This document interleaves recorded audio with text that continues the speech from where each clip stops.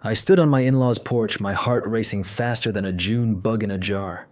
The red brick colonial looked the same as always, pristine white trim, black shutters that never seemed to collect dust, and my mother-in-law's prized hydrangeas nodding their heavy heads in the breeze. But something felt different today. "Special gathering, my foot," I muttered, smoothing the wrinkles from my floral sundress. Richard had been acting strange for weeks, knew coming home late, password protecting his phone, and having hushed conversations that stopped the minute I entered a room. And yet, here I was, 43 years old and feeling like a schoolgirl called to the principal's office. The door swung open before I could knock. My father-in-law, Douglas Harrington Tall, silver-haired, with those piercing blue eyes that had intimidated me for 15 years, stood there without a smile. "They're waiting in the dining room," he said, then turned without waiting for my response. But I wasn't worried. "No, sir. Not one bit." The manila envelope tucked in my purse felt heavy as a rain-swollen creek. The Harrington dining room was a museum to old money and older traditions. Cherry wood table polished to within an inch of its life. Silver candlesticks that had survived 3 generations. And around that table my husband's family, arranged like crows on a telephone wire. Richard sat at the far end, not meeting my eyes. His mother, Eleanor, perched beside him, spine straight as a cornstalk. His sisters, Vivian and Patricia, with their matching pearl earrings and judgmental expressions. Their husbands, forgotten background figures in this family portrait. "Marlene," Eleanor nodded. "So glad you could join us." Nobody offered me tea. Nobody asked about my day. The air felt thick as molasses in January. "What's this about?" I asked, remaining standing. My jaw, normally light as a whisper, strengthened with my resolve. Eleanor glanced at Richard, who still studied the tablecloth as if it contained the secrets of the universe.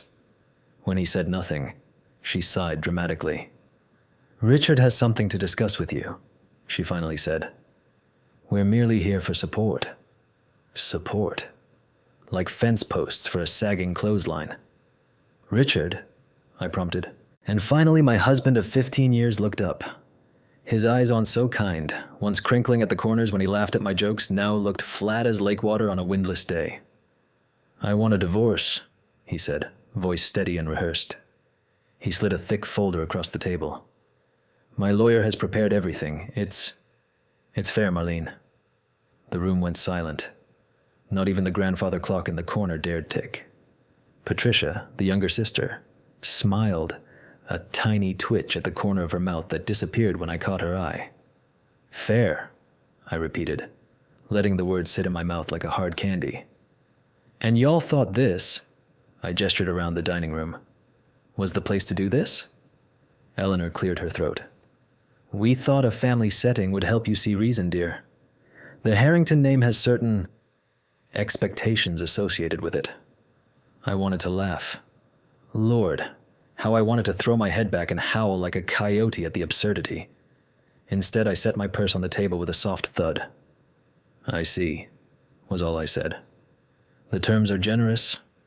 Richard's lawyer, a weasel-faced man named Harold, piped up from the corner.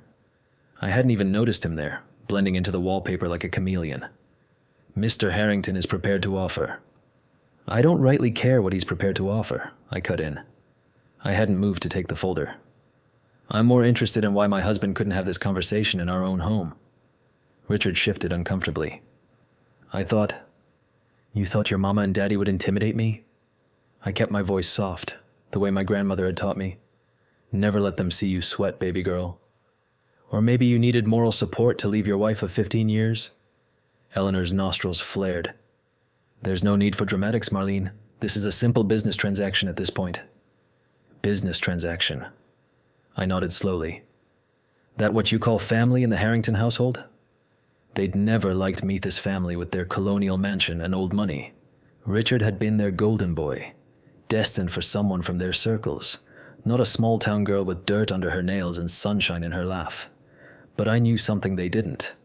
Actually, I knew several somethings that would make their perfectly coiffed heads spin like weather vanes in a tornado. "Sign the papers, Marlene," Richard finally said, pushing them closer to me. "Don't make this difficult." "Or what?" I raised an eyebrow. "Or we'll be forced to take more aggressive measures," Harold said, straightening his tie. Patricia leaned forward, her diamonds catching the light. Just sign, Marlene. Take the house in Savannah and the settlement. Start fresh. Find someone more suitable. The condescension dripped from her words like honey from a broken comb. I studied my husband's face, the man I'd loved since that summer day when his car broke down outside my daddy's farm. The way his eyelashes caught the light had once made my heart skip. Now, I only saw cowardice. You know what? I reached for my purse. Y'all are right. This marriage is over. Relief washed over Richard's face, premature as early spring. But before I sign anything, I continued, I have a few documents of my own to share. The manila envelope made a satisfying thwack as I dropped it on the table. Nobody moved to touch it. What's this? Richard asked, suspicion narrowing his eyes. I smiled, not the sweet smile I'd worn at garden parties and charity functions for 15 years, but something sharper. Something that had been hidden like a snake in tall grass. Just a little light reading, I said. Go on, Richard, open it. His hands shook as he reached for the envelope, something I noted with grim satisfaction. He knew. Maybe not exactly what was in there, but he knew it wasn't good. The room held its collective breath as Richard slid his finger under the flap. The paper tearing was like a whisper of secrets finally told. When he pulled out the contents, his face went ghost white. Not pale, not flushed, white as cotton balls, white as the lies he'd been telling. What is it, Richard? Eleanor demanded, reaching for the papers. What has she? But Richard snatched them back, holding them close like a losing poker hand. Marlene, he whispered. How did you find out? I completed his thought. Honey, you aren't half as clever as you think you are. The dining room had gone silent as a church on Monday morning. Even Eleanor seemed stunned into silence, a miracle I would have celebrated under different circumstances. I think, I said, my voice calm as still water, that we should discuss my terms now. What's happening? Patricia hissed at her brother. Richard, what is she talking about? But Richard just kept staring at the documents, flipping through them with trembling fingers. Each page seemed to drain more color from his face until I wondered if he might actually faint. I can explain, he finally said, but the words fell flat as a failed souffle. Can you explain the offshore accounts? I asked, reaching over to tap one document. Or maybe the shell companies? The ones you've been using to hide money from your partners at the firm? A strangled noise came from Douglas Harrington's throat. The patriarch wasn't used to being blindsided, especially not in his own dining room. Or, I continued, pulling another paper from the pile, this little agreement with your mistress in Chicago. The one where you promised her the house in Espina House that's in both our names, by the way. Yet the most interesting reaction came from Eleanor. The matriarch's face didn't register shock, just a flicker of calculation, like watching chess pieces rearrange. This is absurd, Eleanor finally said, reaching for the papers. Richard would never. Mother, Richard interrupted, voice cracking. Don't. And that single word, don't, confirmed everything. The room seemed to tilt sideways like a carnival ride gone wrong. How long have you known? Richard asked me. I thought about lying, about pretending I'd known for months, but the truth had more power. 3 days, I answered. Turns out when you forget your laptop at home and I try to water that fiddle leaf fig in your office, the one you're always forgetting, sometimes interesting emails pop up.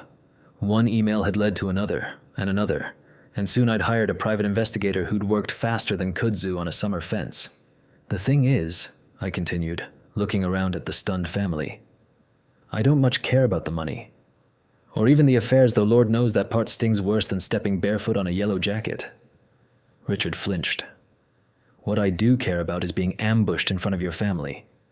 Being humiliated like I'm nothing. So here's what's going to happen, I said, settling myself into an empty chair like I was taking a throne. I have copies of everything. My lawyer has copies. And a very nice man at the SEC has copies too, though I've asked him to hold off doing anything with them for now. Richard made a sound like a wounded animal. That's blackmail. Harold the lawyer spoke up, though his voice lacked conviction. I turned my gaze on him. Is it blackmail to have knowledge of crimes, Mr. Harold? Or is it being a good citizen to report them? I forget which. Harold suddenly became very interested in his tie. You wouldn't, Richard whispered. 15 years, Marlene. 15 years, I repeated. And you were going to throw me away like yesterday's newspaper. With your family watching, no less. I gestured around the table. Did y'all know? About the money, the women? My eyes landed on Eleanor. Or did you just not want to know? The matriarch's silence was answer enough. Figured as much? I nodded. Here's my counteroffer then. I reached into my purse again and pulled out a single sheet of paper. Unlike Richard's thick stack of legal documents, mine was simple. I want the house in Savannah, not the beach house, not the Aspen property, just our first home. I want my design business left completely alone, no interference, no Harrington strings pulled to damage my reputation. I paused, making eye contact with each person around the table. I want 1/3 of what you've hidden away, Richard. Not half. I'm being generous. And I want a public statement from the Harrington family that our separation was mutual and respectful. Douglas finally found his voice. You can't be serious. Serious as a heart attack, Mr. Harrington.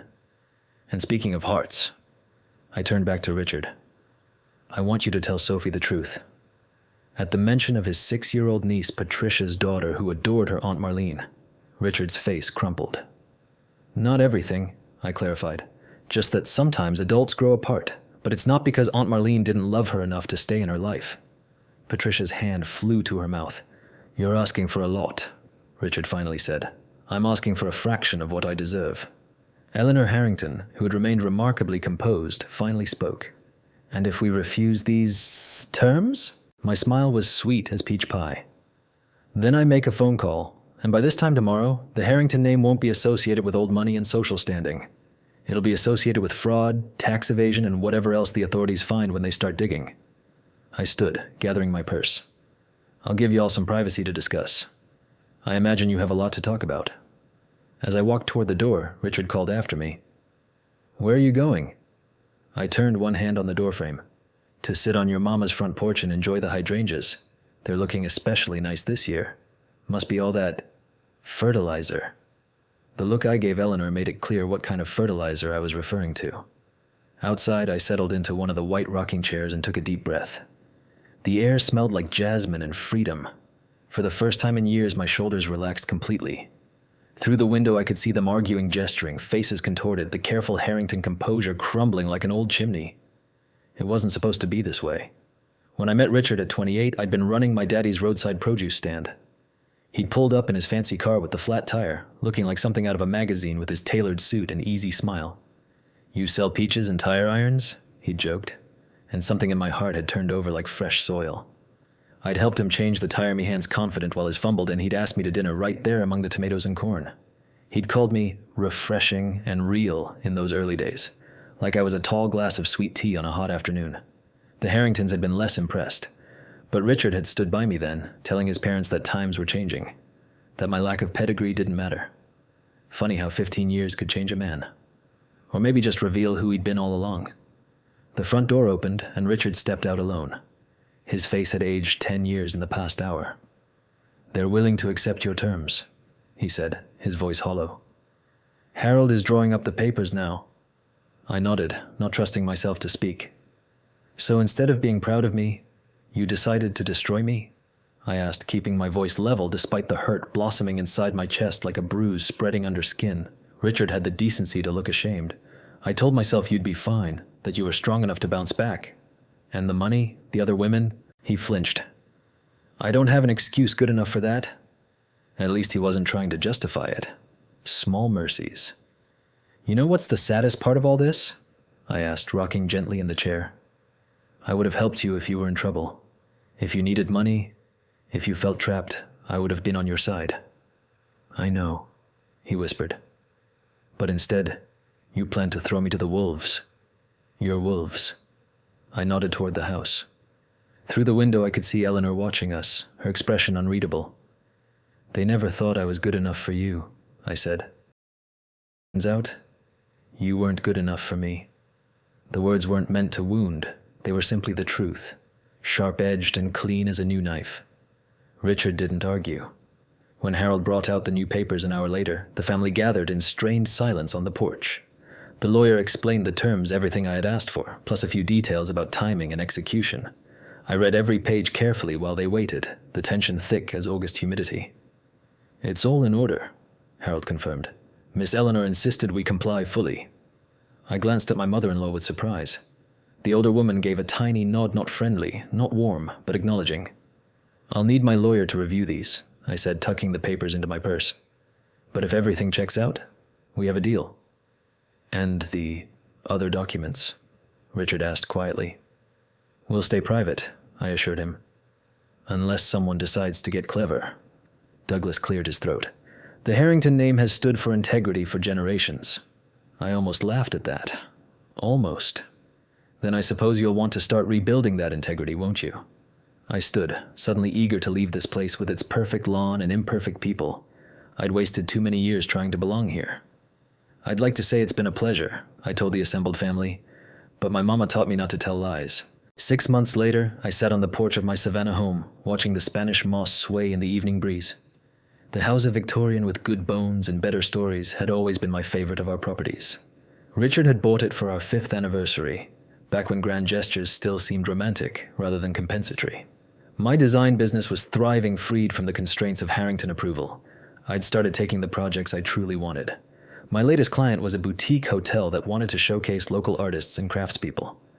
Aunt Marlene, a small voice called, followed by the sound of running feet. Sophie, Patricia's daughter, bounded up the steps and into my arms. Hey, sugar plum. I hugged her tight. Did you have a good drive with your mama? Patricia appeared more slowly, looking uncomfortable but determined. We had reached an uneasy truce for Sophie's sake. Traffic wasn't bad, Patricia said, hovering at the bottom of the steps. I'll pick her up Sunday? Stay for tea, I offered, surprising myself. More surprising was Patricia's hesitation and then nod. Some bridges, it seemed, could be rebuilt. Others, like the one between me and Richard, were better left as memories. I thought about my journey over the past months. The anger had burned hot at first anger at Richard, at his family, at myself for not seeing the signs earlier. Then came grief, not just for my marriage, but for the future I'd planned. But somewhere along the way, something unexpected had sprouted from the ashes like spring flowers after a forest fire. Freedom, purpose, a rediscovery of the woman I'd been before becoming Mrs. Harrington. You know what my granny used to say? I mused, watching a bumblebee investigate my potted lavender. She'd say some people are like turnip greens, bitter until they've been through the frost. Patricia looked puzzled. Means suffering can sweeten us, if we let it, I explained. Or it can just leave us bitter. And which are you? Patricia asked. The question hung between us, genuine in a way our interactions had never been before. Some days I'm still pretty bitter, I admitted. But other days, I gestured to my home, my garden, the life I was rebuilding. I think maybe I needed that frost to become who I'm supposed to be. Below us, Sophie's laughter floated up from the garden like music. Haven't we all? I replied, not unkindly. We sat in silence for a moment, these two women who had circled each other for years like wary cats. Patricia told me you're hosting Thanksgiving this year, Eleanor finally said. For Sophie. I nodded.